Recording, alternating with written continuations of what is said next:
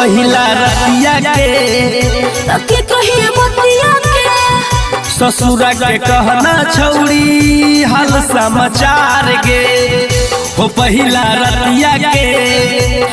कहिए बतिया रे ससुरा के कहना छौड़ी हाल समाचार गे पहिला रतिया गड़बड़ मेरा हो गया की होलो गे पियवा हमर दारू पी के सो गया अच्छा सारा सपना पानी मेरा हो गया भतरा राते दारू पी के सो गया सब नाश कर हले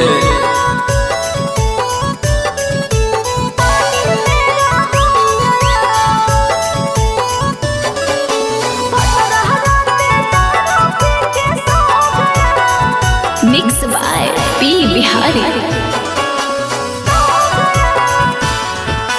लगो हो अगिया भरल जवानी के नहीं तोर बुतलौगे कुछ निकल के कोढ़िया खाली सट के सुतले रे एकदम बुर्बक के हो की रे लगो हो अगिया भरल जवानी के नहीं तोर बुतलौगे हर कुछ निकल के कोढ़िया खाली सट के सुतले रे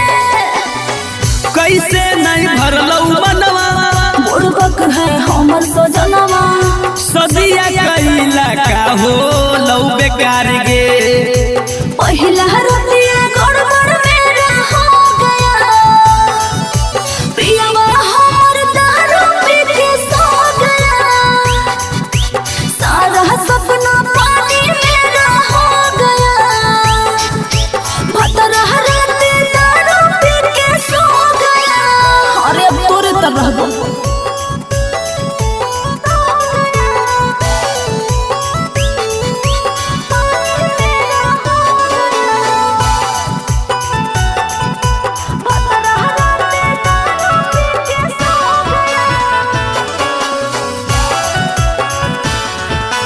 के तोरा शादी करल कौ छौड़ी के हलवा बुआ गे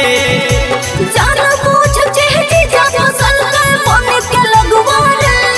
अरे तो ओकरा सोचे के चाहिए ना के तोरा शादी करल कौ छौड़ी के हलवा बुआ गे जान पूछ चेहरी जा फसल कर बने के लगवा रे कैसन तोर कटलौ रतिया की कहियो राजू बतिया एक से नीमन हलही तू कुंवार गे हर पहिला रतिया गड़बड़ मेरा हो गया पियवा हमर दारू पी के सो गया सारा सपना पानी मेरा हो गया भतरा राते दारू पी के सो गया अरे अलबलाहवन के नीमन मिलिए जाए हो सब अगुआ के खेला है।